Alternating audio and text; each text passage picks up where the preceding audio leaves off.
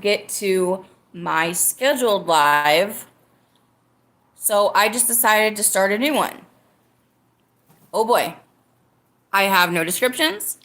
I didn't put a title on this, but I am extremely new to this, so everyone just please give me grace and understanding because this is all so new to me. But after the fact, I will go back and I will clean this up. So first of all, thank you everyone for being here. Again, I'm extremely sorry that this is not exactly the post that I put. I still really don't know how to work YouTube. This is my second live stream. I tried to get into the one that I had put up before, but regardless, I'm still here. We're still here. We're all here together. Fantastic. So we're going to see some ins and outs of how Kate's Plate Live works. By the way, thank you for joining me. I'm so happy to have your company. If you didn't know, this is a Weapons spoiler chat.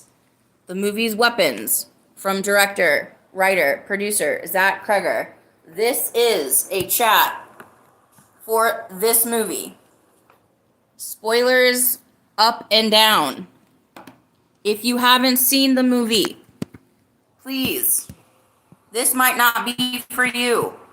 If you want to see the movie, please, do not watch this until you see the movie, because we're going to spoil everything. I'm so happy to have everybody in chat. Rome, I see you. Jeff, hi. Good to see you. Again, this is not the stream that I put up. Or maybe it is. I'm still learning. Can everyone hear me okay? W in the chat if you can hear me, please and thank you.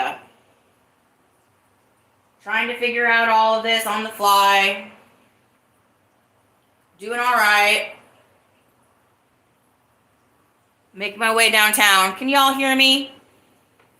Let me see. I cannot see my own chat. Jen, hi, Jen. It is good to see you. Okay, everyone can hear me. I'm being extra loud. I'm using my grandma's Texas voice. Okay. So let's just start. Hi, everybody. How y'all doing?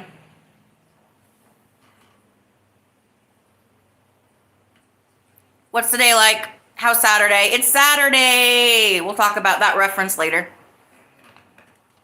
It's Saturday. We're having a great day here. Good times.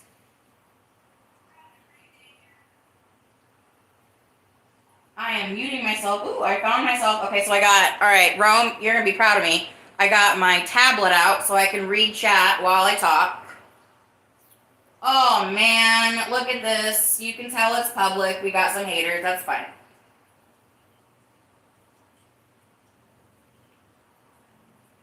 Hello. Hi.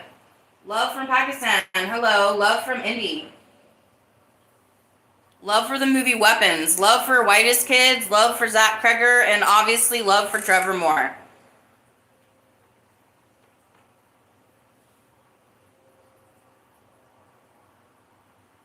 Okay. So, let's just jump in. Well, okay, so first of all, okay, just, all right, let's have a side endeavor real quick and talk about something else I love. I love Stranger Things. If you know me for about 30 minutes, I will bring Stranger Things into the conversation, no question, no problem. It's my favorite thing. I love it for a lot of different reasons. It gives me strength, it makes me happy. It's just a story that I just love. I love to get into it. I was watching season 4 a little bit today, watching like a reaction of an episode, and I forgot just like how much I really care about what I love. I know that sounds strange, but sometimes you get really lost in work and life and family things and just the fact that I have something that I can go to that always just brings me such joy. I hope everyone has something like that. 8-Track, hello, hi. Thank you for joining my live stream. Oh my gosh, it's so good to see you. Jordan, hey. Oh my gosh, guys, thank you so much. Mike, we're gonna talk about Stranger Things and Weapons here in a second. But up what I was saying about Stranger Things. I am looking forward to season 5 because I've been told that, the part of the journey is the end. And we got to see what happens. And I see a lot of conversation online about what people want to happen versus what the story is supposed to do. And I'm with the story completely. There are parts of season 4 of Stranger Things that I'm still latching on to and accepting as the part of the main story. But I'm excited to see it end. There's just a lot of hesitation going in to something that you really care about. A fandom that I've cared about almost since the day it dropped. And I was just watching it today and I thought to myself, I was like, there will be stories. There'll obviously be stories after we end with our party. But the bittersweetness of it started to creep up on me a little bit. Just ready to say goodbye to something that I've cared about for a long time and really cared about. So with that being said, let's go into talking about weapons, which is... Whew. Okay, again, for everyone in chat, this is a Weapons 2025 movie spoiler review. We're going to talk about it. We're going to get deep into it. I made a note card. I made a note card last night to make sure that I go through everything that I want to talk about. So everybody in chat, thank you for being here. But again, if you have not seen the movie, if you don't want to be spoiled, I'm more than happy to let go and enjoy the rest of your Saturday. It's Saturday. All right. So, weapons. Right off the bat, jumped into my top 5 favorite horror movies of all time. There was a missing spot. I couldn't figure out what my 5th favorite horror movie was going to be. I racked my brain. I thought about what I like. I thought about the movies I've seen. Leaving the theater, it just set in completely. I was like, this is it. And it's been about a month since I saw it, and I still feel the same way. There hasn't been a day since I've seen it that I haven't thought about it. There pretty much is not a day that I haven't talked about it, or at least watched interviews or went to the internet to see how they think about it. It's extraordinary. It's extraordinary. So let's go back a little bit. Let's talk about Whitest Kids You Know. So the Whitest Kids You Know, they're a sketch group from New York City. They started out basically as a college club that the college would pay for them to be in an improv sketch group. They weren't called Whitest Kids You Know until a little bit later, but they started that way. Basically, they did that so they could get paid to do improv and do shows and to buy beer money, basically. And I've watched and listened to so many interviews with Trevor and Zach and Darren and Timmy and Sam. I feel comfortable enough to share this with you that you guys can take this for fact.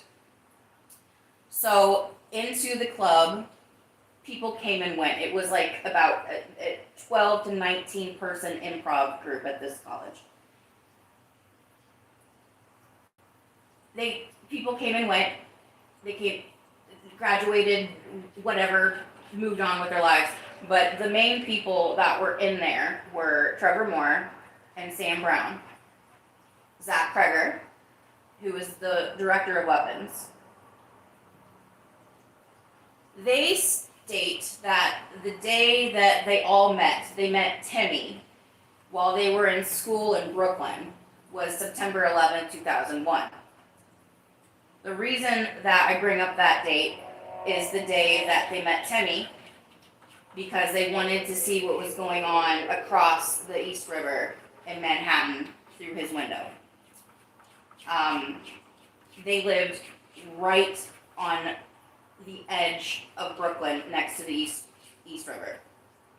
So they went through that experience together. Trevor, Sam, Timmy, and Zach. And that's when they started their friendship. They kind of hazed Timmy because he's from South Dakota. They kind of hazed him into the group a little bit. Another story that's on YouTube that you can find. But later on, Darren started going to their school, which was a film school. And when they all kind of clicked up together in like the late 2000, 2004, 2005, that's when the Whitest Kids You Know that we know really started. I found Whitest Kids on Fuse TV, on Direct TV in 2007. The first time I watched Whitest Kids, I was 18. I was a senior in high school. My parents had just recently filed for divorce. I was going through a lot of things as a teenager. I was going to school for theater. I was working a job and going to school. I was working at a movie theater where I met my husband. And I remember watching Whitest Kids You Know for the first time and thinking to myself, this is exactly the type of humor that I've always been looking for. This is it.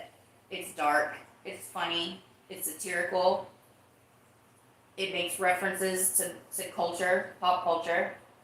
I'd never seen an improv sketch group on TV before. It was a revelation. I wouldn't say it changed my life, but what I will say is it made my life so much better than it was. I like to think of Whitest Kids You Know, and I like to think of Trevor Moore as their head writer, the leader of their group. I like to think of them as my late childhood heroes, because I needed them so much when I found them. And I believe that's what art does. I believe that art finds you as much as you look for it. Things come into your life at the exact moment you're supposed to find them. And that was Whitest Kids for me. And I was in love with them. I loved them for the first season, second season, third season. But then life goes on. You go to college, you fall in love, you start a full-time job. I forgot about how much I loved Whitest Kids. Truly. In August of 2021, after my husband and I got done watching the Suicide Squad movie by James Gunn, which, good movie, I looked on Twitter and I saw Trevor Moore's name trending up and down. And nobody really trends on Twitter for a lot of good reasons, unless like you're Taylor Swift. He had passed away. And I was shocked, truly shocked. I grieved. I went through a grieving process. I had forgotten how much I loved his work and how much I loved his sketch troupe and how much I loved Whitest Kids, and it all just flooded back to me, and I took about a week of my life to grieve. I did not know that they had, as Whitest Kids on Twitch, they had come back together and started to do live streams and to raise money for a movie that they have made. I didn't know that at all. There is so much content with Trevor and his friends in the last about year and a half of his life on the internet. It's the most wonderful thing. I spent about a week watching everything that he had done. Everything that the Whitest Kids, all of their podcasts, all of his stand-up specials, all of his music, all of his TV show on Comedy Central. I didn't sleep. I drank way too much. I grieved. I was in a grieving process to see that he passed away. This is going to get into weapons, I promise you. But I need you guys to understand why this movie means so much to me and why it means so much to Zach. So then I got into their Twitch streams. After Trevor died, the group has continued. Because why stop something so wonderful? And they had made a movie. They had recorded an animated movie. It's called Mars. And they still needed some funding for it. And they kept streaming. And I got to be in those Twitch streams. And I got to make Sam laugh and make Zach laugh and make Darren laugh and make Timmy laugh. And I got to be in the chat and I got to say funny things and I got to be a part of their community, which I love.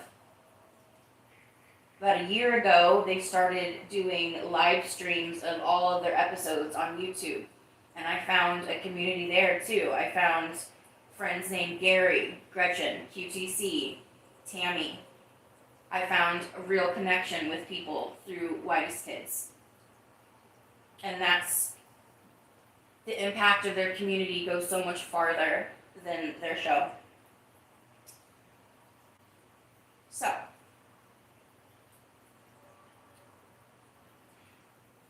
I don't want to go into it too much. But the evening that Trevor passed, him and Zach did a live stream together.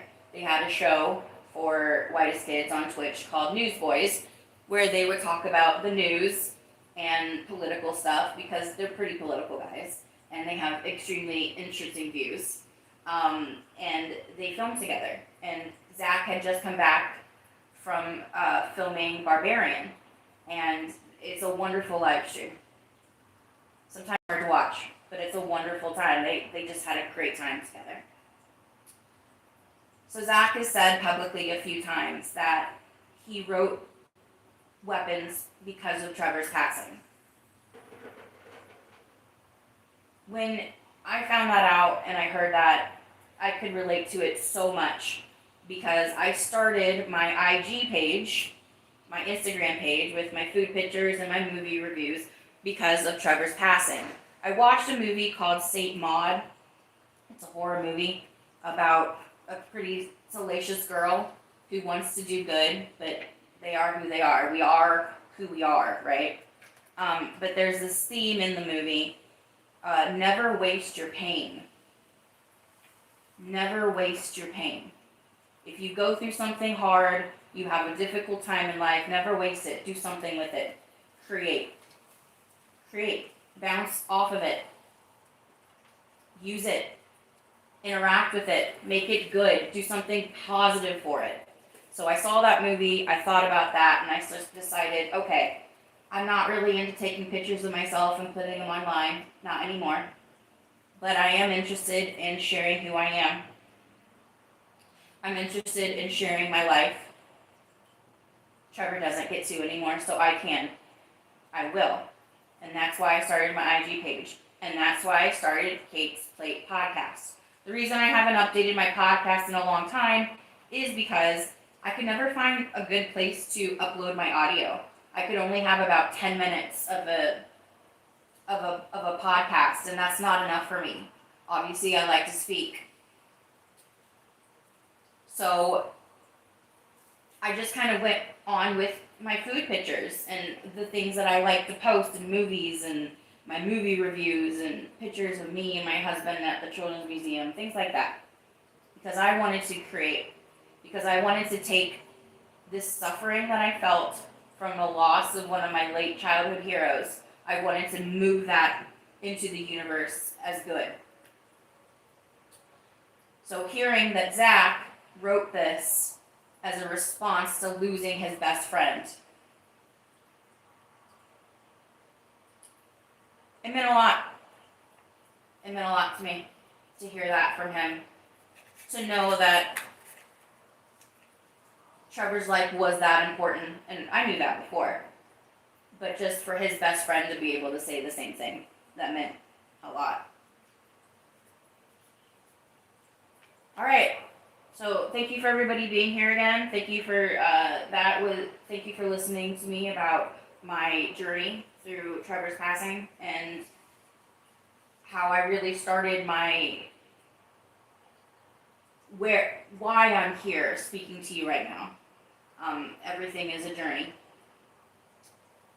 So, all right, again, everyone, thank you for being here. I'm so happy that you're here. Thank you for joining me. I'm so happy to have your company.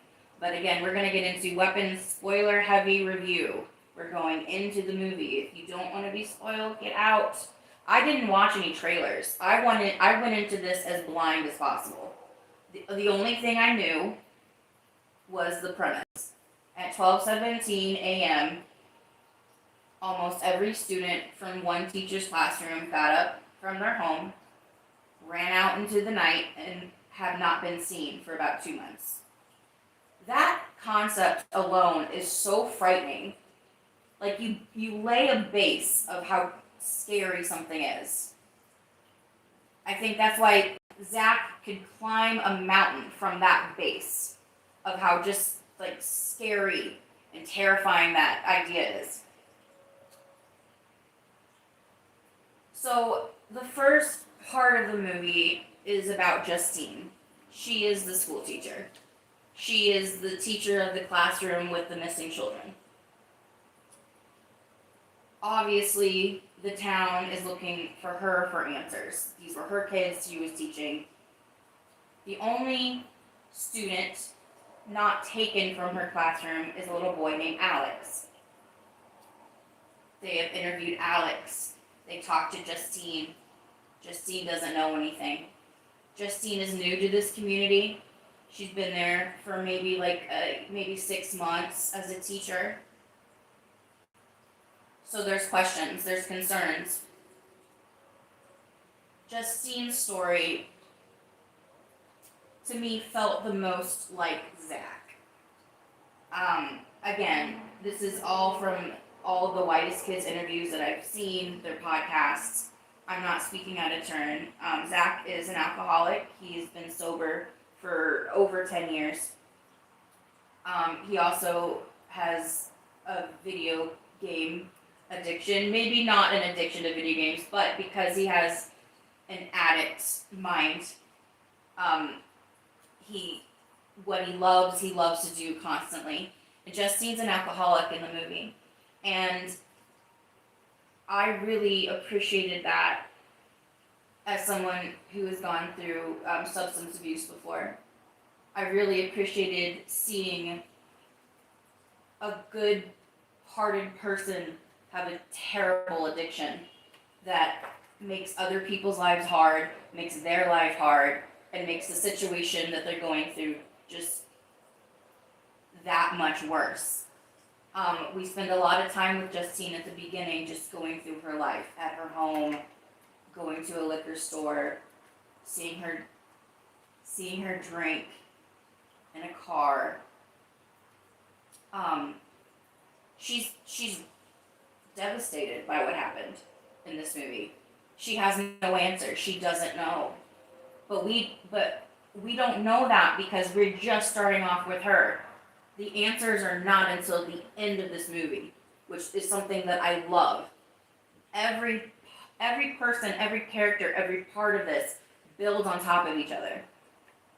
She's wrecked. She's just emotionally without. She has no idea what happened. And she keeps trying to find answers. She keeps trying to figure it out. And her principal at the school, people around her are like, you're pushing too hard. You're going too hard. That's just who she is. She's shamelessly involved. And she's a teacher and she loves her students. But her personal life is so fraught that's why the questions come to her the way they do. And the reason that I see so much Zach and Justine is the feelings of why did this happen? Why did my best friend just die? I just talked to him. We were talking less than 4 hours ago. I saw these kids the last day. They are all gone from my classroom. Opening up with her story and her point of view was brilliant because she is a fawn in all of this. but I feel like she thinks that her own demons are ruining her own life so much that she has to explore this and try to find these kids. That's how we start the movie, just right off the gate. So the next character we follow, his name is Archer. Archer is the father of one of the missing kids. By the way, I could spend another 2 hours talking about how incredible all these actors are. Josh Brolin in this role was supposed to be Pedro Pascal, but he had to drop out for some other reason. Maybe to make Fantastic Four, I'm not really sure, but it was his role. He dropped out. I could not ever see this character being played by anyone else but Josh Brolin. Archer's an asshole. I'll just say it. He's a tough guy. He works construction. It seems like he's ex-military. Real gritty man. He wants to find his son. In a town full of missing kids, he is the one father, the one parent that is actually actively trying to figure out what has happened. And we figure out why as his story goes on. He has guilt for Matthew, that's his son. He has guilt that he wasn't able to be affectionate or kind or open to Matthew. And we find out later, again, this is why this movie is perfect. So good. We find out later that Matthew was a bully in class. Archer rubbed off on him that way. And there's one of the best jump scares in the movie. One of the best scenes in the movie is Archer has a dream. And we know it's a dream. And he sees this figure hovering over a house. It looks like a gun. It looks like an AK type of heavy gun. And it has the number 217 on it. The movie's called Weapons. And so when you see that with the number of when all the children went missing, he goes into the home in the dream. He thinks he sees his son in the dream. And he leans down to him. And he gets real quiet with him. And he's like, Matthew, I could never tell you I loved you. I just could never do it. So Zach takes us to this intimate, quiet, beautiful scene in a dream between a father and a son. And then at the right moment, hits it. And one of the biggest jump scares, it zoomed through my body. It was like a vibration that started from my feet. I didn't scream, but the scare just like woke me up. We woke out of the dream. Archer then discovers that the children were running kind of at a destination. They definitely took off at their homes, but they went to possibly the same place. And we end Archer's story talking to Justine, but then we see another character come in. So the next part is about Paul, who is a cop. I didn't mention him in Justine's story, but Justine and Paul have a relationship. They are not so much dating because Paul is married or girlfriends, but they are together on the side. Paul is also a drinker. Paul has his own things going on in his life. Paul runs into a junkie. Somebody Paul's on the beat, he's a cop, he's in the car, he runs into a junkie trying to enter into a building. And we also have seen this character before. Again, every character in this movie, they go in and out of each other's chapters so elegantly, so smoothly. So Paul starts to chase this junkie who is trying to break into something. And the junkie, as junkies will do, has a needle in his pocket. And Paul asks, do you have any drugs on you? And the junkie says no. He goes into his pocket, he gets plucked with a needle. Paul does. He asks the junkie, is there anything wrong with you? He asks him if he has AIDS, which was a funny beat in the moment just because of the needles and being a junkie and all of that. In hindsight, however, it was funny for the moment. So they start having a relationship. He beats the crap out of him on his cop camera. He figures out that it is all recorded, and he's like, okay, James, that's the junkie's name. James, I'm not going to see you again. If I see you again, you're going to be in real trouble. And James runs off. Paul goes back, goes and sees Justine at the bar. Justine gets him to drink. Justine and him go home together. Paul's wife finds out. Paul's wife follows Justine into a liquor store, opens a bottle of vodka and pours it all on top of her. Again, none of this has anything to do with the children, right? This movie's incredible. I love talking about it. So then Paul has a real facing up to his responsibilities moment and realize that he made a real F up. Oh, hi. Okay. All right, so let's pause real quick in storytelling. Hey, everybody. Hey, Fantastic Toys. I'm so happy you're here.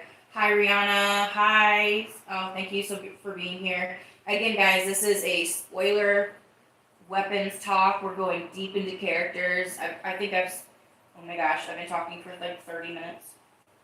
Hello. It's good to see everybody. All right, so we set up Paul's story. So Paul's story involves him going to Alex's house towards the end. And that's not a safe place to be. We're going to find out why in a little bit. But the last couple bits with Paul that we see is him going into the house.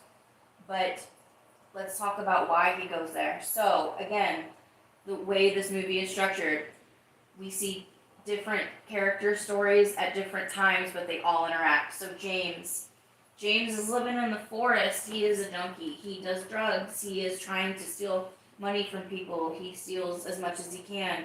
He steals things from houses and tries to pawn them.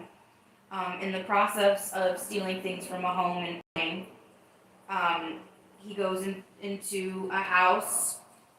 He goes into Alex's house. He goes into Alex's house and he sees what he can steal. But he also notices Alex's house is extremely strange. There are newspapers on the windows, and it just doesn't seem like a very clean or healthy place. So he gathers the things that he can, and then he goes downstairs. James goes downstairs into Alex's house. Remember, Alex is the one kid that didn't go missing from his classroom. So he goes downstairs in the basement. James finds the kids. Kids are down there, all standing still, alive, breathing, but that's about it. So he goes back upstairs, takes what he wants, decides to go pawn a bunch of things. While he's at the pawn shop, he sees the missing children sign. This has happened in this town. Again, I think that's one of the reasons this movie works, is the lack of... One of the reasons this movie works is because there is no way in God's world that if 17 children just went up and missing from a classroom, there wouldn't be a complete outcry from an entire community. There's not really here. We'll go into kind of symbolism of what that means a little bit later. But he sees the missing children poster, and so he calls the cops to be like, so I know where these kids are. I saw something about a $50,000 reward, something like that. I know where these kids are, but I just want to make sure I get the reward if I tell you.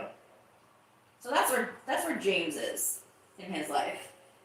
Not so much empathy for missing children, but I need this money. I know where they are. So guess who answers that call? Guess who comes to see him? Paul. the guy that says, I'm never going to see you again, right? Or you're in big trouble.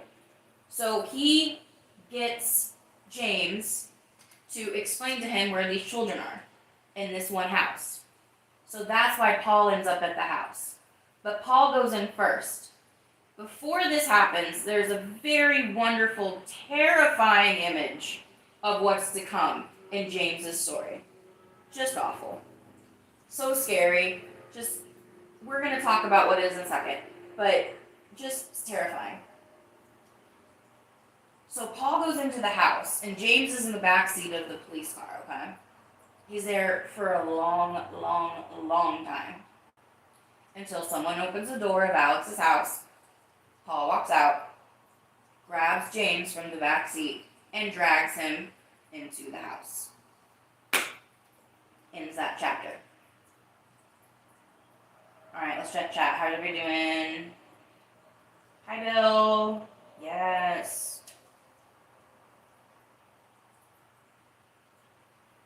Totally, Mike. We're going to get there. Alright, so the next chapter is Marcus. Marcus is the school principal, played by Benedict Wong, who is Wong in the Doctor Strange movies in the MCU. I've never seen him act outside of that character. Boy, is he a good actor. So Marcus's story is extremely important because we are going to start getting some answers here, but obviously in the worst way possible. So Marcus, as the principal of this school, has been, under a lot of pressure from parents and what's going on. He basically just tells Justine as a teacher, like, you have to lay off Alex. I don't want you to talk to him. You're not going to ask him questions. He doesn't know anything. But Justine really feels like she can connect to them because they are the two people left of that classroom. And that feeds back into Justine's good heart, also where she is in her life right now. Loneliness. So we find out that Marcus is gay. He seems to have a husband or a partner. They do some cute grocery shopping. The reason that scene is important is because we're trying to connect with Alex's parents to have more interaction with them, ask them some questions, things like that. But that doesn't really pan out. So here is when everything shifts in the movie. It felt like just when a cloud covers up the sun and everything starts to get really dark, really sudden. So Alex has an aunt named Gladys. Alex's mom's aunt. So probably like a great aunt, Gladys. I also, in my own personal life, have a great aunt Gladys. She was a wonderful woman. This woman is dressed like a clown. Silly red hair, really big glasses. Just like think of like just a woman that's just so confident, full of herself. She feels like she can wear what she wants, with just a bubbly personality that just spills all over the room. And she is there. And she's there to talk to the principal about Alex.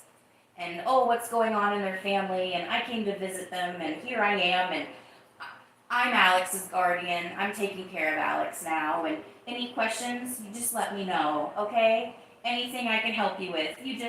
I'm here for you, okay? We're here together. That's Aunt Gladys. So Marcus asks about the parents. The parents that we've been having some trouble. But I'm here to take care of them now, and I'll be taking care of Alex as well.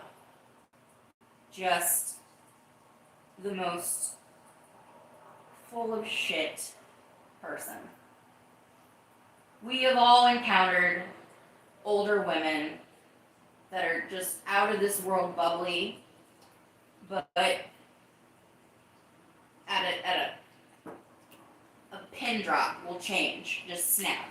We all know this type of people, right? So that's Aunt Gladys, and she introduces herself to Principal Marcus.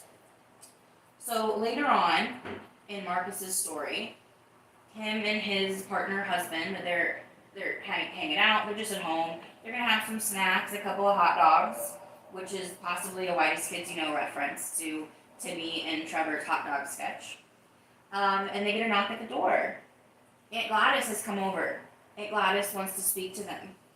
Aunt Gladys just inserts herself to their home. Aunt Gladys is thirsty. Aunt Gladys wants something to drink. Can I have a bowl of water? Not a cup, but a bowl. Can I have a bowl of water? And so, okay, sure. They abide. This is where the movie just, no pun intended, but it snapped for me into, I cannot believe this. So basically at Marcus's home, Aunt Gladys performs something over the water, some kind of spell, some kind of tradition, some kind of talisman that she makes from items from Marcus's office that she stole. She does this ritual, she puts her blood onto this branch, snaps it into the water. Marcus then in turns into a monster, basically, and smashes his husband's head in with his own head. Marcus then starts running out of the house to find Justine. And the last time that we saw Justine and Archer together was at the gas station. And he attacks her. He runs to her like the children ran in the night. Arms out. Run to her, trying to attack her. He can't be stopped. He has become essentially, he has become a weapon. He can't be stopped. He attacks her. He tries to kill her. From Aunt Gladys. Red hair, big glasses, Aunt Gladys. That's the end of Marcus's story. Then we start to learn about Alex, the little boy, the only boy left in the classroom. We start to find out what has been going on. We get answers. This movie takes its time so well. It is so diligently paced. Every story adds up to another one. And when we get to Alex's story, talk about heartbreak. He was bullied in school, and he was bullied by Matthew. That's Archer's son, one of the missing kids. And so when you start Alex's story, and you realize that Alex's aunt is a witch, I guess. Let's go with that. She's a witch, right? When you figure that out, I thought that the story was going to go that Alex told Aunt Gladys that Matthew was bullying him.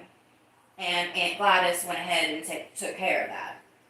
But that's not it. So Alex's dad picks him up from school, and they have a conversation that Aunt Gladys is going to be living with them, but she's ill. She's very sick. She's most likely dying. And that it doesn't seem like it'll be a long time that she's with us, but she's your mom's aunt, and, her mom would take care of her, and, we take care of our family, right? We care about our family that way. So she comes in, and she's frail and very ill and has very little hair. That goes in, we get to that reason in a second. But the first couple days, things are normal. And then Alex comes home one day and sees his parents at the dinner table, and they look like there's nothing there. They're sitting there, no personality, no speaking, nothing. And he runs up to his dad. He's like, Dad, what's wrong?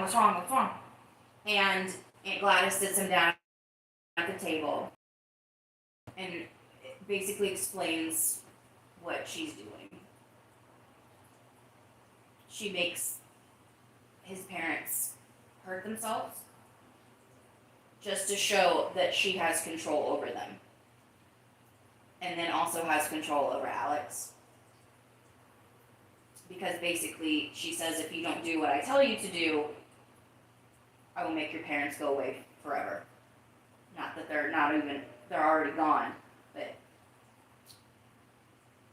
And this scene at the dinner table is so chilling, so haunting to me. This idea that this woman that says that we're family comes in, hijacks your parents, and you as a little kid have to listen to this person, have to listen to this entity that entered this house and abide them, or you're going to lose your parents. That is such just devastatingly just heartbreaking. And it's the performance from, her name is Amy Madigan, who plays Aunt Gladys. Her performance in this scene is so chilling, so disturbing, so, I use the word moving, but not in a good way. Like, in the worst way that makes you just, like, feel like you want to slither under your skin type of human being that you're, like, interacting with. Again, as Aunt Gladys with the red wig, she is nothing but bubbly, happy, cool, everything's awesome, but she's a witch. She's evil. You can just, it radiates off of her. So as she continues to hijack his parents, she wants more. She wants to feel more better. I think when she takes the life essence of these people, I think it feeds her and heals her. We're going to talk about that at the end too, but there's a lot of things that we don't know, and I love that. It's one of my favorite parts of the movie. The unknown, the unexplained. So she's very ill, and Alex goes to her and says, how can I make you better? Basically, how do I get you out of my effing house and get my parents back? And she says, if I have things from your classmates, I might feel better then. Can you go get me things from your classmates? And so he goes to school the next day. And Zach films this part just perfect. He looks at all the little trinkets and little things that all of his classmates have. You know, we all have things. We have keys. I have Stranger Things, everything.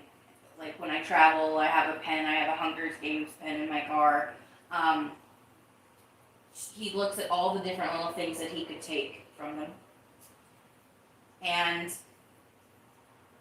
he decides probably the easiest thing he could do is go up to all their little cubby boxes and take their names, the names and what they drew on top of the names of their little cubbies. So he takes all these little pieces of paper. He takes paper, and as he's leaving, he runs into Miss Grandy, Justine, the teacher of the class, and they have a real, if anything's going on, Alex, you let me know type of interaction, and he just wants to get out of there. He just can't tell her anything. So he gives us to Aunt Gladys, and at 2:17 a.m., Aunt Gladys performs a spell, and all of the children from the classroom, that's the reason they got up at night at 2:17 a.m. That's the reason they ran out of their house. They all ran to Alex's house and to the basement. And then when this happens and Alex is the only person in the class, obviously there's an investigation. They start to investigate Alex's home life, but of course Aunt Gladys,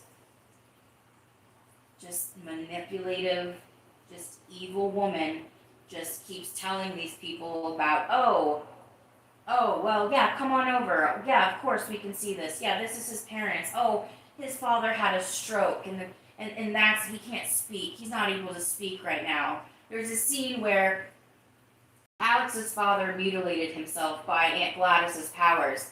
They are patching up his mutilated face so he can go to this meeting with Aunt Gladys and Alex. It's one of the most disturbing things I've seen in a long time.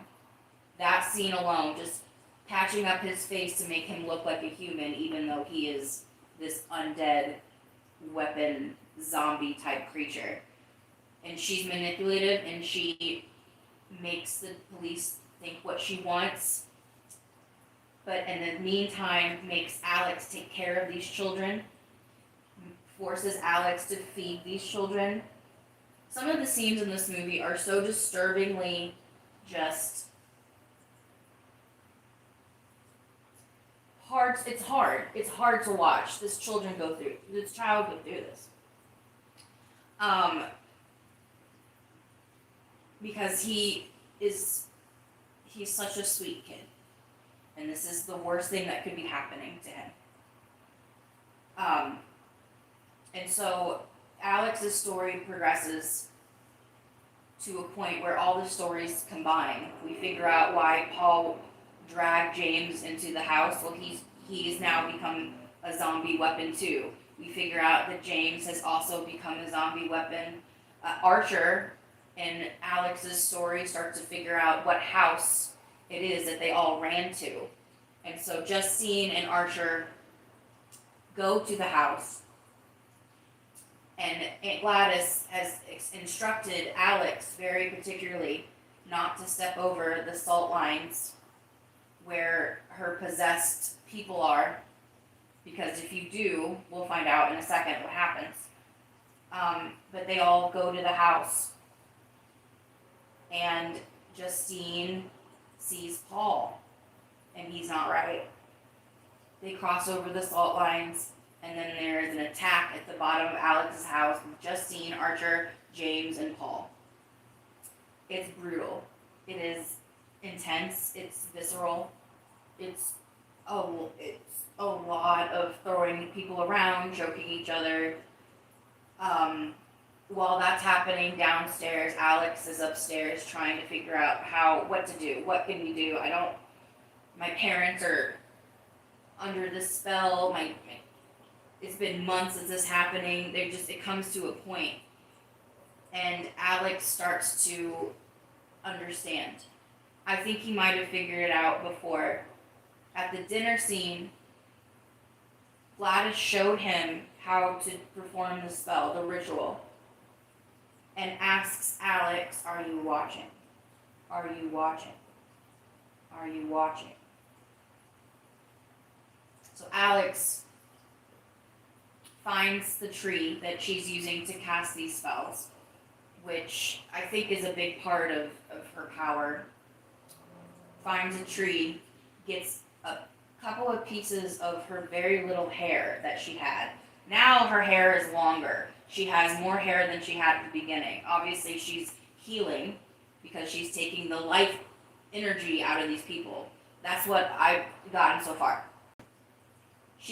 Alex goes into the bathroom. Alex decides to step over the salt lines. His parents come to attack him. In some of the most brutal images I've seen in a horror movie in such a long time. We're talking about The Shining here. We're talking about Texas Chainsaw here. We're talking about visceral horror moments. He performs the spell while they're fighting downstairs. And one of the most gruesome things I've seen in a horror movie ever, while Paul is attacking Justine down in the kitchen, Justine takes a potato peeler to Paul's face, to peel his face, to try to get him to stop murdering her. Imagine, and we see it, we see the peel of skin come off his face. Oh man, what an image. Something to really hold on to. Whew. So they're having a fight downstairs, and Alex gets the branch, gets a piece of her hair. Alex pokes himself with the branch and puts his blood on top of it. and Alex snaps that branch. And while this is leading up, I'm watching the movie. As I'm watching the movie, I'm like, "Come on, Alex! Come on, kid! Let's go! Do it! Do it!" He snaps the branch.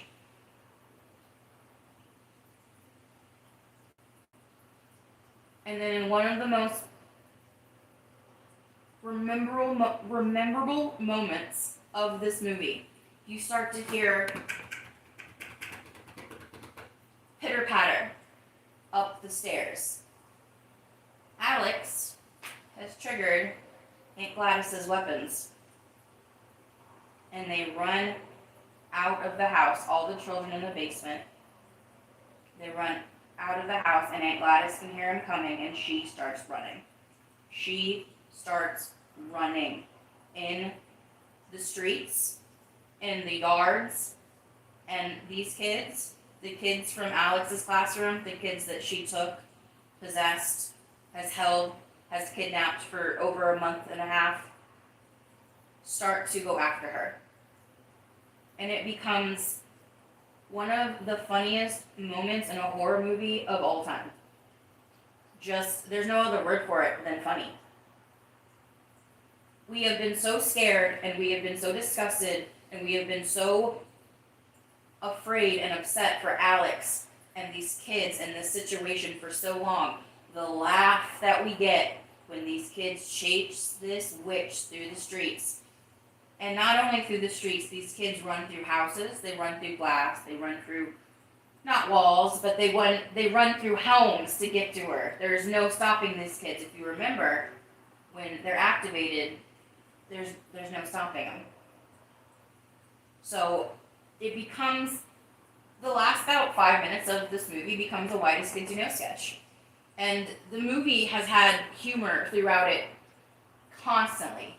Funny parts, but then something funny will happen, and then it will shift immediately into terror.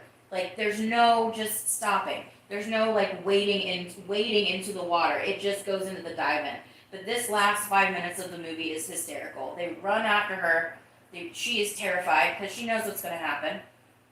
She told Alex what these monsters can do. And they finally catch up to her in like the front of a house. And all these people of the houses are just like, what is going on? Like, it's so funny. The drama and the hysterics, they just meet each other at such an end. And the kids, they find Aunt Gladys, they take her down, they rip her apart. They rip her head apart.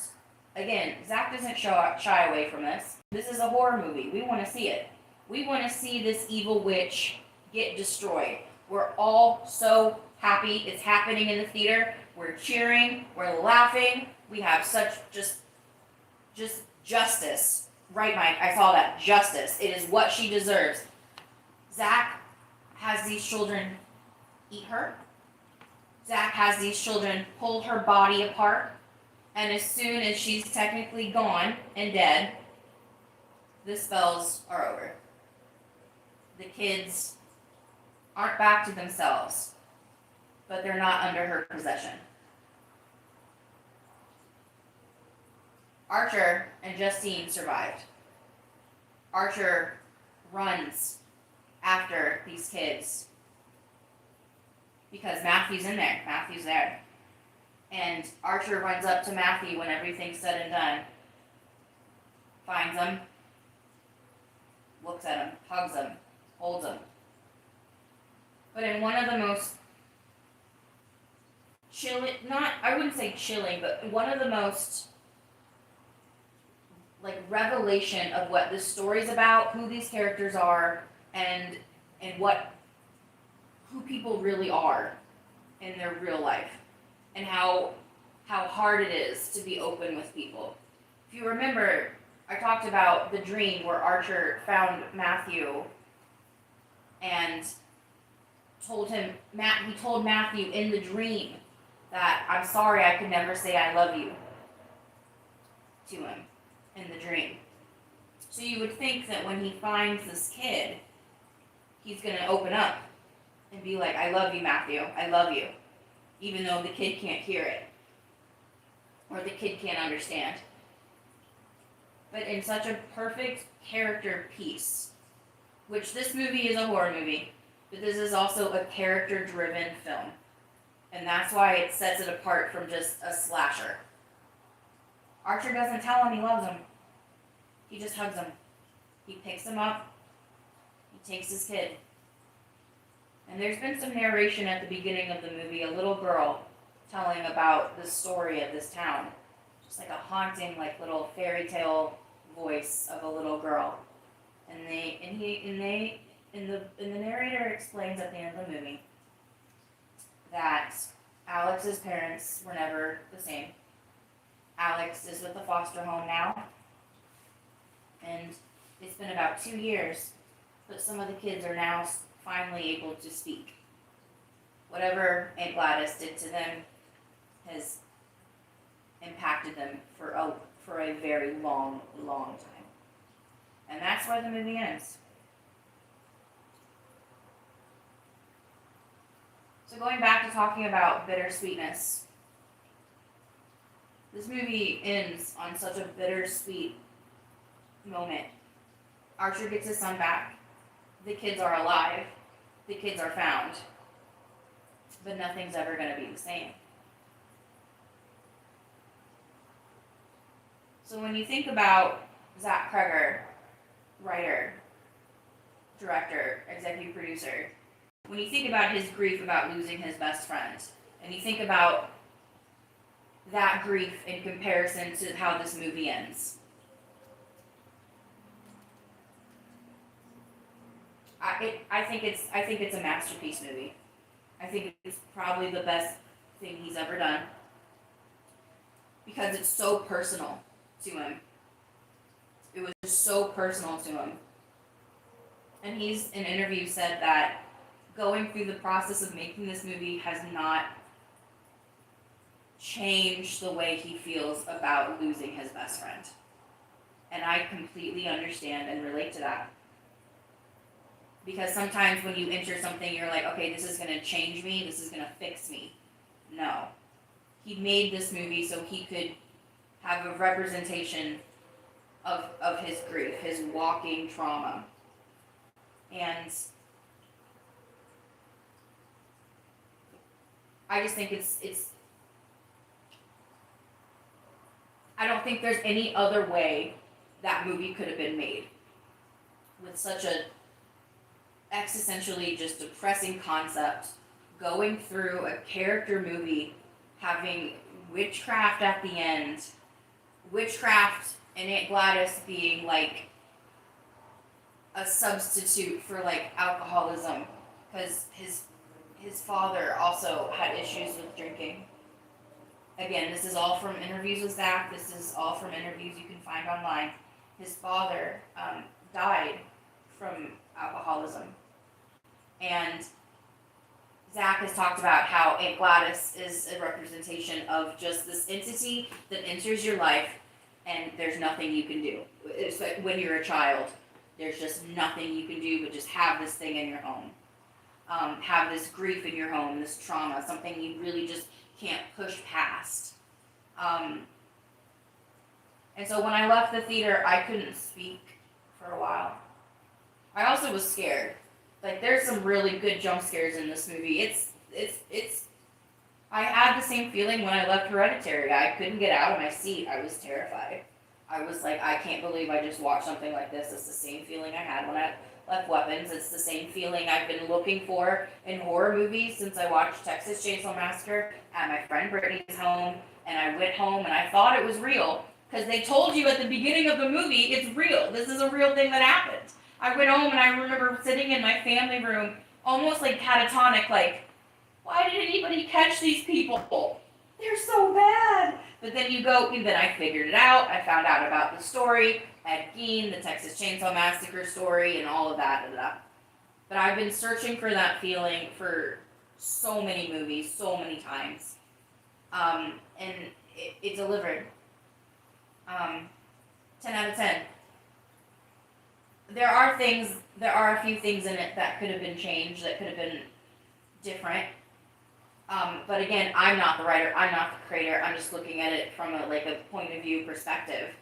Um, just like some like clerical things, like last names and things like that. But I was blown away by, I think his name is Austin Abrams, who played James.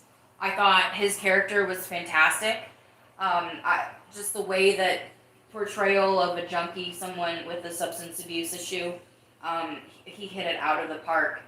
And up until Aunt Gladys and Amy Madigan came into the scene, I was like, if there's going to be an awards conversation with this movie, which there should be, which there is probably going to be, this movie is undeniable that way.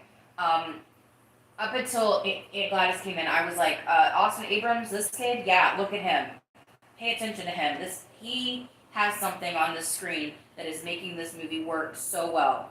But when Amy Madigan comes in as Aunt Gladys, the movie completely changes, and that's what a supporting actress role that gets like consideration for awards or whatnot, that's what it's supposed to do. The best example of that is Heath Ledger in The Dark Knight. We start with Heath, we start with the Joker. Every time he's on screen, we want more of him. Every time he's not on screen, we need him back. And that's how I felt about Aunt Gladys when she just enters into this world. I watched an interview recently. I think Mike, it was you that mentioned that Zach had did an interview with Double Toasted, with Corey from Double Toasted, and I got to watch that last night. And it was it was a really good interview. I really like them talking to each other. But Corey kind of mentioned, like, so this movie, getting some award talk. How do you feel about that? And Zach really hadn't been asked that in public since the movie came out. And so he didn't like freeze with the question, but it took him a little bit to figure out how to answer that question. Something that I really respect from him. Because I don't think he went into this process thinking that this horror movie is going to be so good as a character drama that these characters are going to be looked at for awards. So the answer that he gave was just like, I don't know, I don't really know what to say. But then he backed up and he was like, what I will say about that question is the performances in this movie, those are the gems. That's the gems of the movie. That's what, if there's a award conversation or whatnot, not that there has to be, not that there should be, a good movie is a good movie regardless. But for Hollywood standards, if you will, the idea of having a horror movie like this and awards contention would be a big deal. Same thing with the movie Sinners from earlier this year. Another movie 10 out of 10 for me. Absolutely love. I would say Sinners is still my favorite movie of the year just because it hits emotional places for me, where Weapons is my favorite scary movie of the year because it hits horror places for me. But the way that he answered that question I thought was just remarkable, and I thought that he really just, he kept very humble about himself, but also like let someone know who you are. Like, you made this, and this is extraordinary work. And I thought his answer was just like spot on in that interview. But yeah, I've been talking about this movie for about an hour now. I thought I was going to be here for 30 minutes, but it means, and I take it personal just because I don't know how otherwise not to. But when Zach just was very definitive and said, I made this movie because I lost my best friend, and the way I lost my best friend. And the fact that I also started creating when I found out Trevor died. I can't help but find that so touching to me. This movie just fills a place in my heart. It really does. And again, I'm so grateful for everybody here. Thank you guys for being here in chat. Thank you guys for commenting later on. I know this movie, some people really like the idea that there's no explanation about Aunt Gladys's powers. Not really. Some people are upset about that. They need answers. They want a definite, like, yes or no. I've heard that Warner Brothers, the company, New Line Cinema, I've heard that they are interested in exploring a Aunt Gladys prequel series, but we have too much television as it is, so I don't think that's a great idea. For me, I mean, I would probably watch it, obviously, if Zach was involved, but for me, I'm okay with not having answers.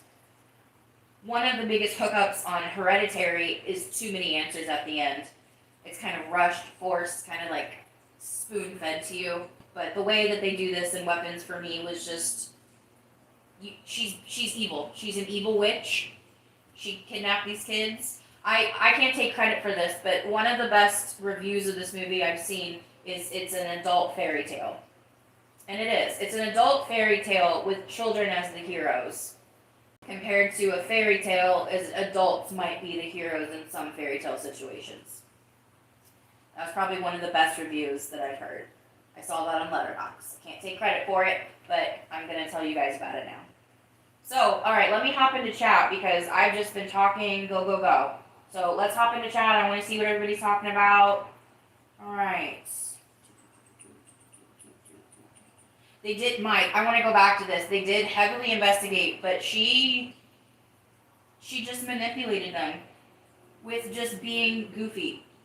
There's a lot of psychological studies about things like this, but like, if you come off more ditzy or like, oh, I don't know, than you are, the power that you might hold in society is viewed differently from outsiders. The way that A. Gladys is portrayed in this, like that, it's chilling. We all know people like that. We all have ran into people that just act just too nice. And look, sometimes I can come off extremely kind, almost to a point where I freak people out. But not like that. No, Kate's not a doormat. Alright, hi Larry. Oh my gosh, Larry, thank you for coming in. I'm so happy to see you. Double tap the screen, not my sister Rome. Yes. Yeah, Mike. So, Mike, going into the tree was definitely evil. A couple of interviews I've seen with Zach, he mentions the tree, the branches of the tree. So I think that, again, I don't really want to know, but like if you have to like kind of just like settle it out, that tree had power. It was a source of power at least. The gore is great, yeah. The gore is great, and he does it sparingly. But when he does it in this movie, it hits out of the park.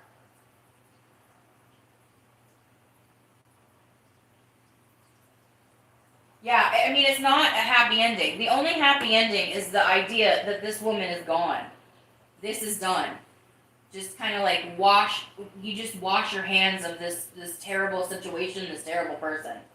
That's about it. And then again, if you think about what Zach said about Aunt Gladys being like alcoholism in a family, when Alex breaks the branch and sends the kids after Aunt Gladys, a part of me saw that as Zach ending the generational trauma of his alcoholism. He's sober, happily married, very good place. And I thought about that a little bit after when I got out of the theater, when Alex snaps that's him breaking the generational curse. I think this movie is going to be studied in film school. I really do. I really think it is. It is step by step, just like what a story should be.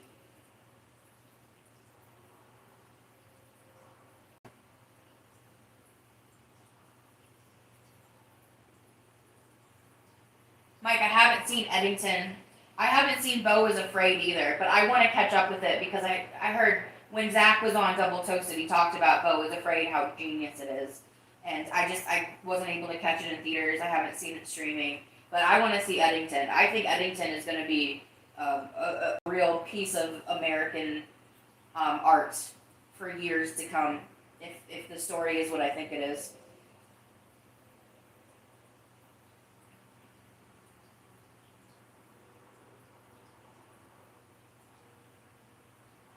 Hey Bill, thanks for still being here. Yeah, I appreciate everybody being here. You guys, thank you so much for this. I'm really restarting my podcast. I really am. Figuring out how to do this. I've had really good mentors: Rome, Bill, Mike, Rihanna. Like I've seen your streams. I've seen what you do. You guys have been such an inspiration for me.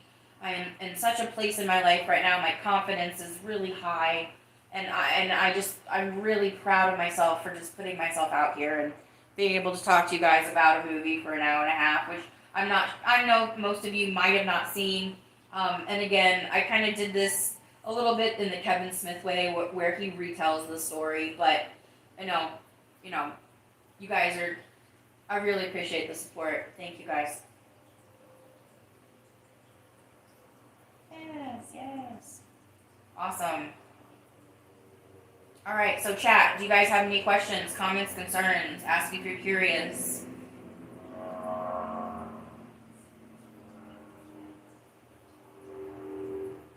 I'm just here in my living room. Again, I've just decided to do it out here. I have good lighting out here.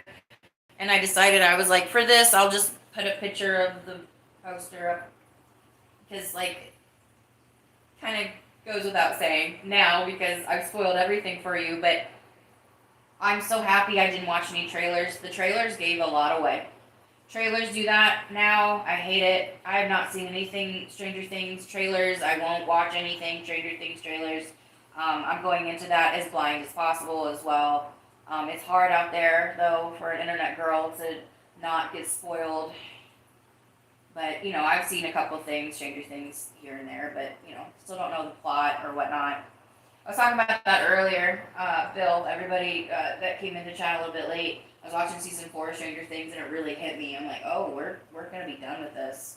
This story is almost over.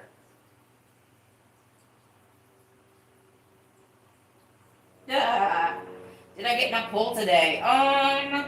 No comment. I will say that. What can I say? I will say that things are good. The party has not stopped. Let's just put it that way. Party has not stopped. Will I be cooking on live stream? Bill, if I can figure out how to move my camera in my kitchen, yes, I will. Again, a shout out Beauty by Rihanna. She is, I met her through Rome Dog and the store Mod Squad. And she cooks on live, and I was really inspired by that. But I just need to find out good camera angles, figure out my camera. Right now I'm just using my phone, and I'm on my Samsung tablet reading y'all's chats. I don't have 2 phones. I'm not cool like Rome, but...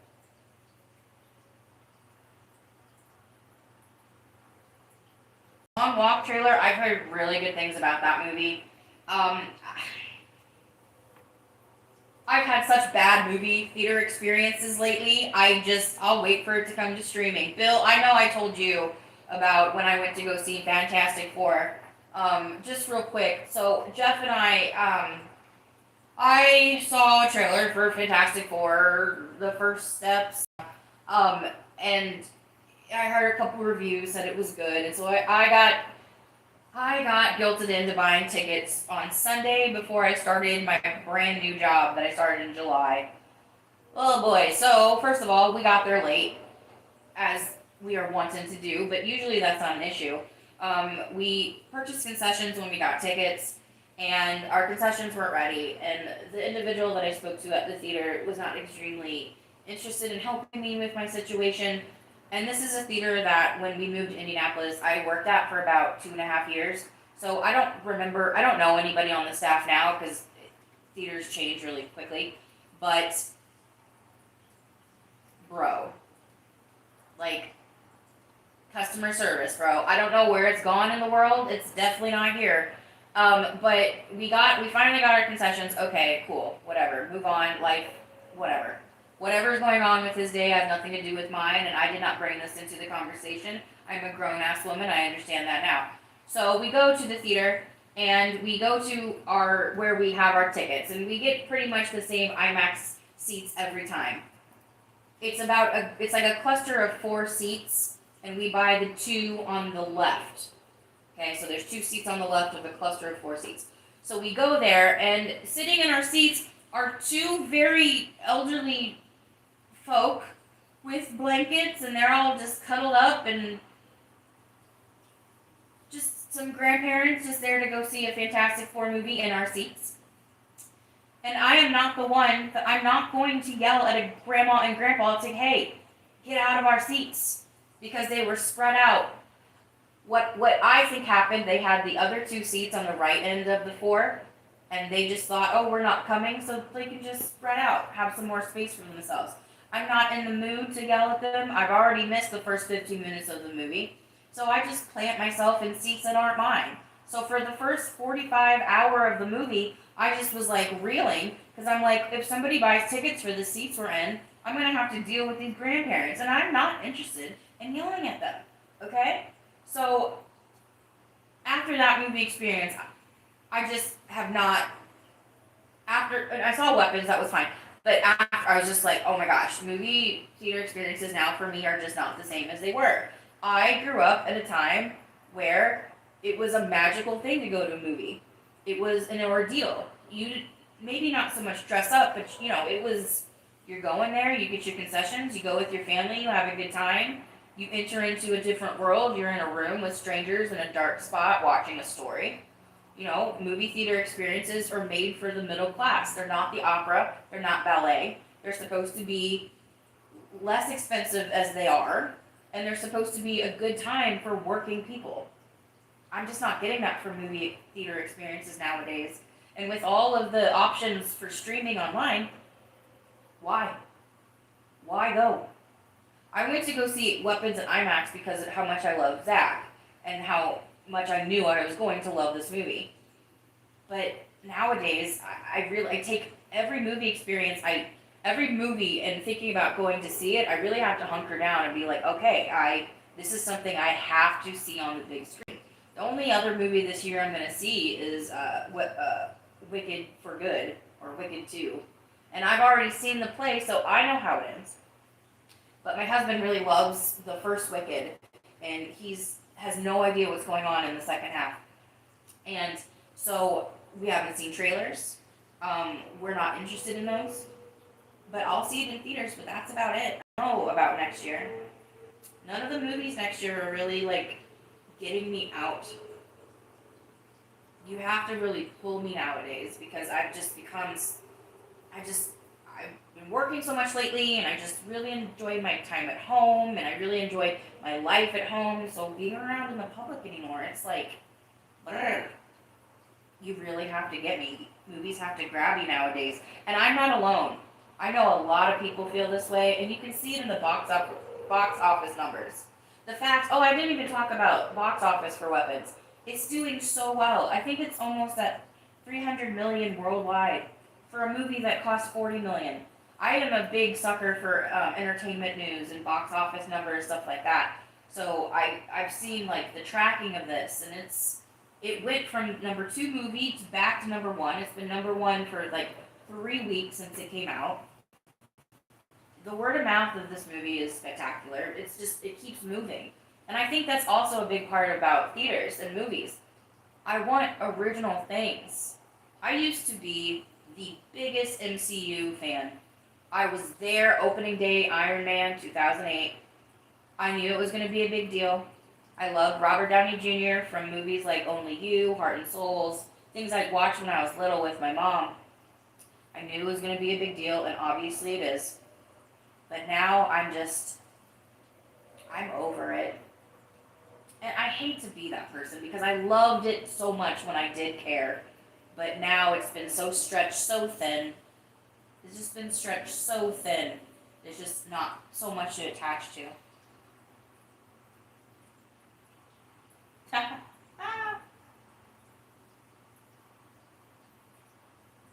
Yeah, Mike, I want to read the play so bad. I want to see it. The Stranger Things play. Oh, man.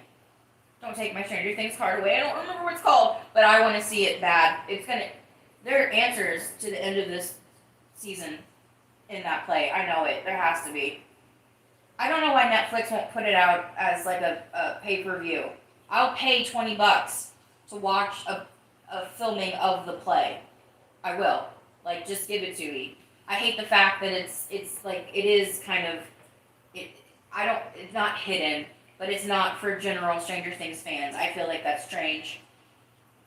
No pun intended. But I feel like if you want to end this season correctly, you should be able to. More people should be able to see it. Bill, you are a grandparent, but I know that you wouldn't just up and take someone's seat with your blanket. You're better than that, obviously. And I'm not saying that the people that were there are not. That's the good Kate in me. That's the good heart in me. But it was just annoying, and it's just something I've never run into in nothing I've ran into a movie theater. And I've worked in a couple for many years. The things you see, the things you find. Oh my God. One time, okay, quick story. One time, somebody, I don't know why, because I hate when people leave food, period. But somebody had like bought like a whole Chinese dinner with a couple of combos and rice and egg rolls, the whole shebang, right? Left it underneath the movie seat. They forgot their food after their movie. How? Why? I mean, I could come up with a couple of reasons, but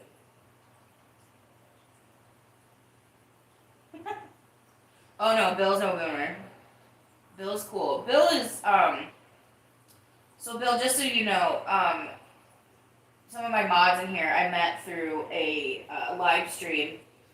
That live stream is currently not happening right now, but the community of that live stream is popping and has been a really big inspiration for me to go live. But Bill, he has his own channel. His channel there, he collects toys, toy figurines, Masters of the Universe, different things like that. And sometimes he goes live on Saturdays. We all have a good time over there watching old ancient, like really good commercials, things that I haven't even seen from the 70s, 80s, 60s. It's a really good time. If you guys ever want to check it out, it's real fun over there. We brace ourselves, yeah. Yeah, man, Mike, I want original things too. This year in particular. So we talked about weapons and its award consideration. Sinners. Now I could do a whole other video about Sinners, but no, that movie's fantastic. That is Ryan Coogler's masterpiece. As soon as I saw that movie the day before it left theaters, because I saw it really, really late. And as soon as I was done seeing it, I wanted to watch it again. It's just one of those movies. Ryan Coogler makes art like that. I saw Black Panther 3 times in theaters. I saw Wakanda Forever opening day. He's one of my favorite filmmakers right now. But the original works of Ryan and Zach being in the horror genre, but character pieces in the horror genre, we need more of that. When Hereditary came out, and a little bit before that with It Follows, this word elevated horror movies started to kind of bubble up. Basically, just saying it's a horror movie, but it has like a really strong structure story, and it's not just a slasher. It's not just a scary movie. It's no Conjuring, the new Conjuring, nothing like that. But just like elevated, like ooh, critics are like ooh, look at this horror movie. That's what that word meant to me. Is that horror movies that are acceptable. I know that's kind of rough around the edges, but that's kind of what elevated horror, that term was for me. These two movies, I think, break out of that completely in the way that the character-driven story fuels the horror, and the horror is fueled by these characters. And I think that at the end of this year, Sinners should also get some award consideration, especially for the older gentleman that played Delta Slim. He's a very well-known actor in Hollywood. I think his name is Deloy. No, I don't know his last name, but his performance in that. If I could have my way, my druthers, if I was in charge of these awards, I'd see Amy Madigan in supporting actress for Weapons, and I would see Delroy for supporting actor in Sinners. Their performances light up the screen. The way that they carry themselves in the movie just pushes through completely. And I hope that someone noticed that. I did. The, the critics have noticed. The fans have noticed. I just hope somebody else does too.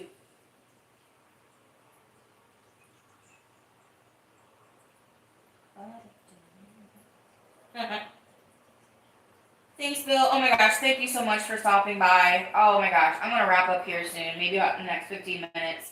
But oh, your support means everything. Thank you so much, friend. I'll see you soon. Yeah, guys, check out his channel. It's really fun. Just toys, um, just toy collection. I've made some like really. It's a really good community to be a part of.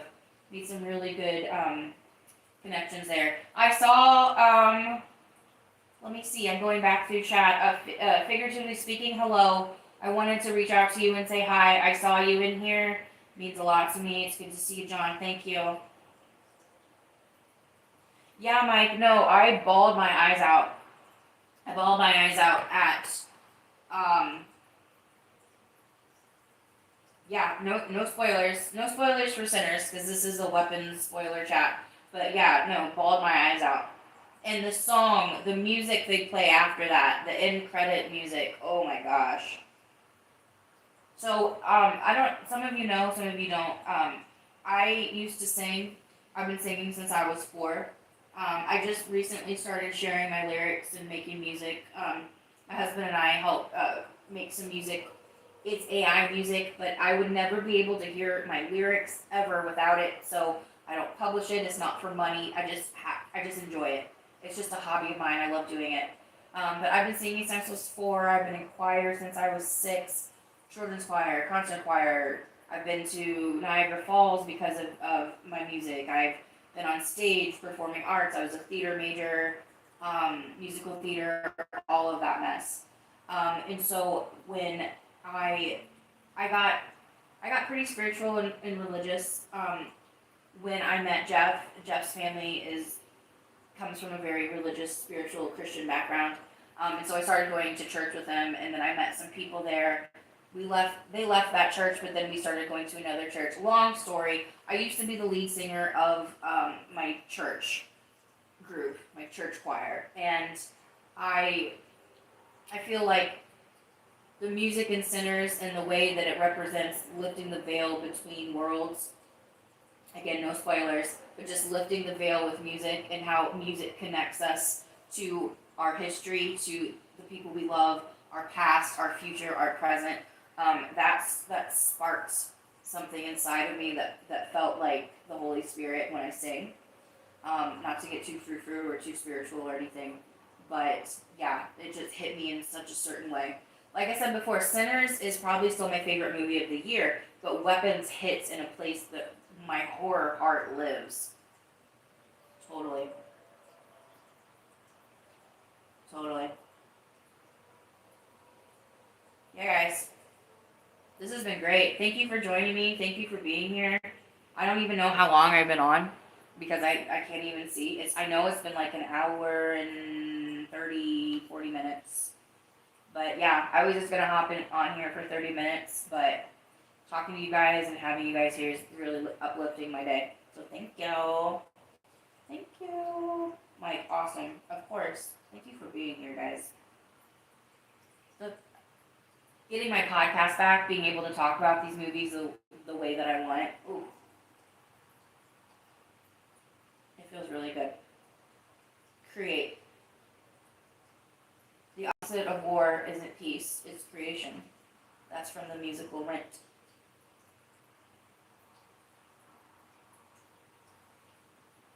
Hello there, I see you. Hi, hi. Alright, questions, comments, concern. Asked if you're curious. Anything. What I make for dinner tonight? Nothing. I want sushi or hibachi, possibly. I don't know. At this point, I'm just going to start giving DoorDash my check. Rome, I need you to come here and be my permanent dasher because I don't know what else to do.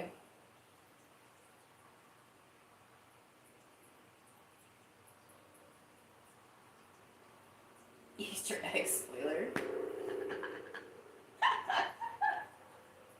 Oh, funny. Funny. Alright, guys, what do you got? I'm here for about another 7 minutes. Had a good week. Work's going good. Really happy to be there. Really proud of myself. We're in the season of working right now. There are seasons for rest. There's seasons for work. There's seasons for grief. There's seasons to heal. We're in a healing, working season.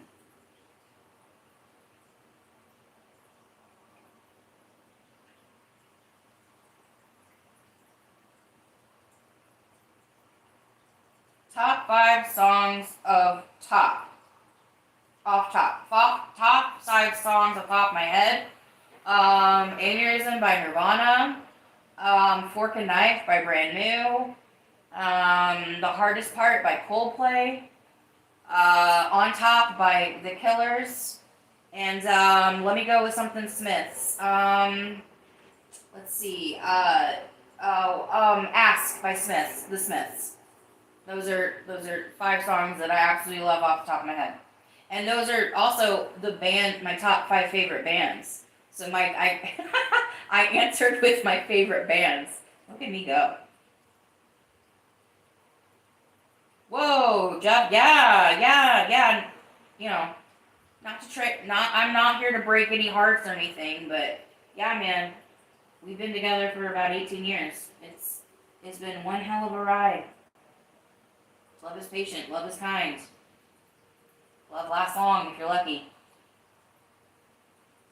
Yeah. Yeah, Morrissey, man. So I love Brand New. I don't really listen to them a lot anymore. I loved them when I was a teenager. Their lyrics can be kind of heavy and emo and dark. But like if you're in that mood, it's fantastic. But the Smiths were a big inspiration for Brand New, and I listened to them backward. I found Brand New first, and then I found the Smiths.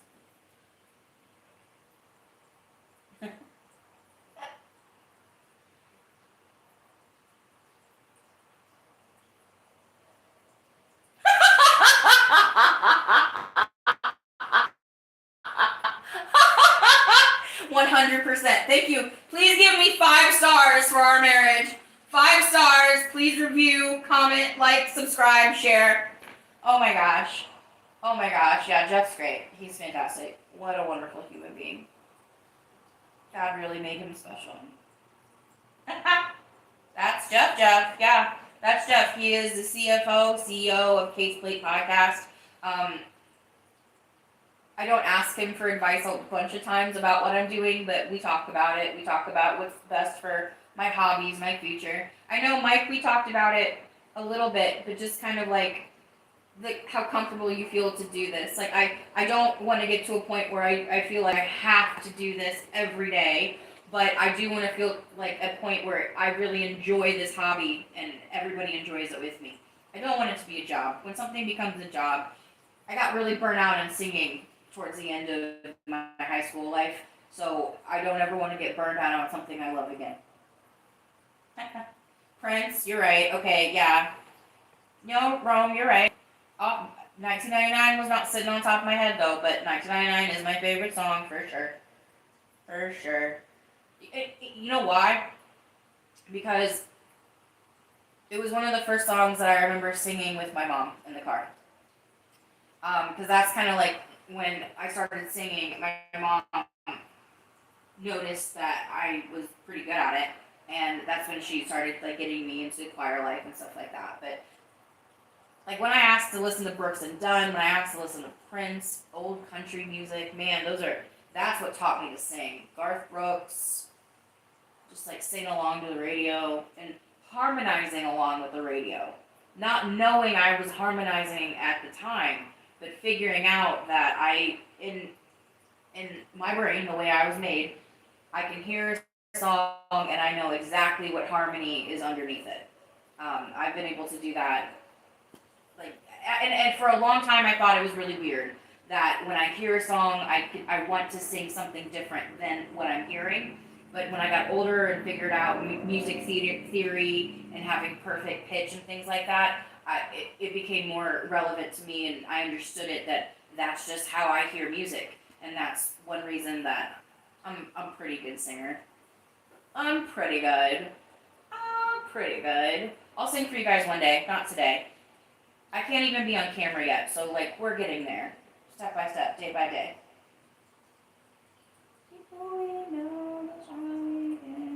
We make it better. Okay, sorry. See, that wasn't very good singing, but that was also a theme song. All right, 2 more minutes until we're done. I'm so happy you guys are here. Thank you so much for joining me. I can't believe I've been on here this long. I can't wait to listen back and hear all the mistakes I made and all the wrong names I said and stuff like that. But, you know, that's just kind of a part of live streaming. I'm here. I don't even know how to edit a video. I need to learn, but I don't like editing videos, stuff like that. Not for me.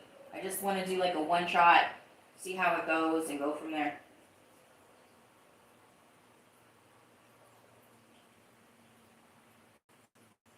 Cool room. Okay. All right, man. I'll try and do that sometime a little bit later tonight. Who's going live next? Who's next?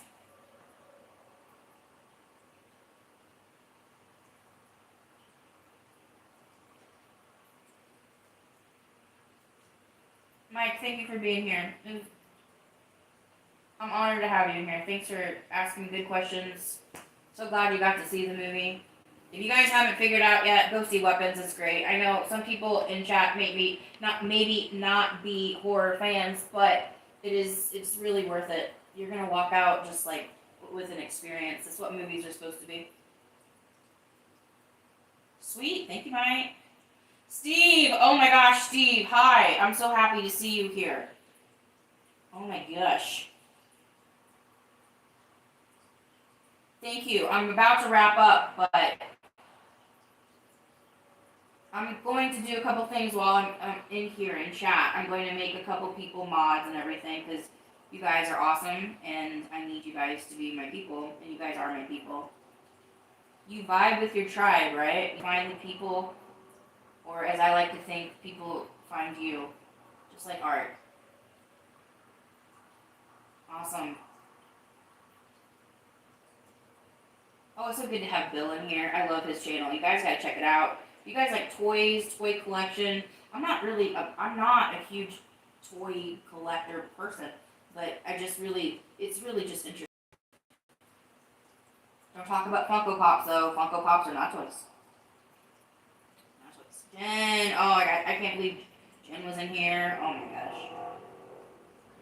You guys, this community is fantastic. I'm so happy that I stumbled across the store. I'm so happy that I stumbled across Rome's group, you guys.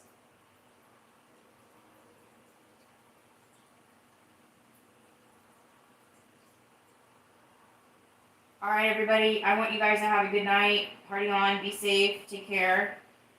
We're going to have a great week next week. I really enjoy the Saturday streams. Oh, that's right.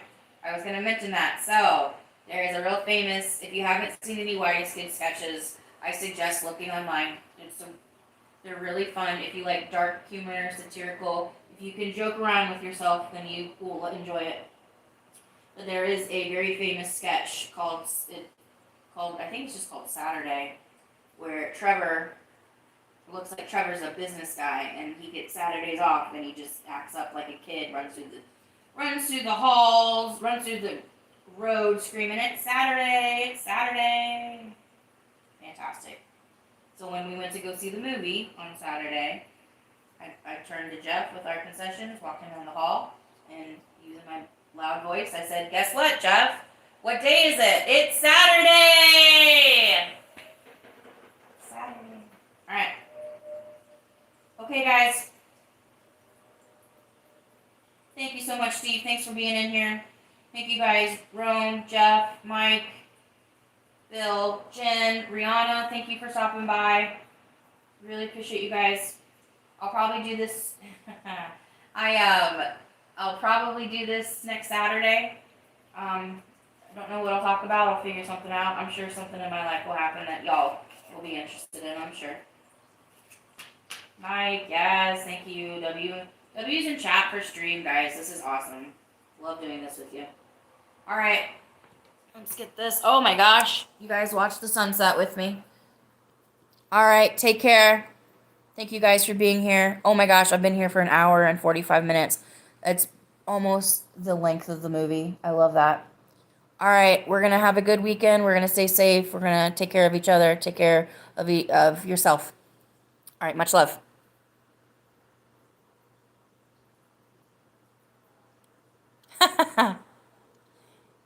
All right, party on.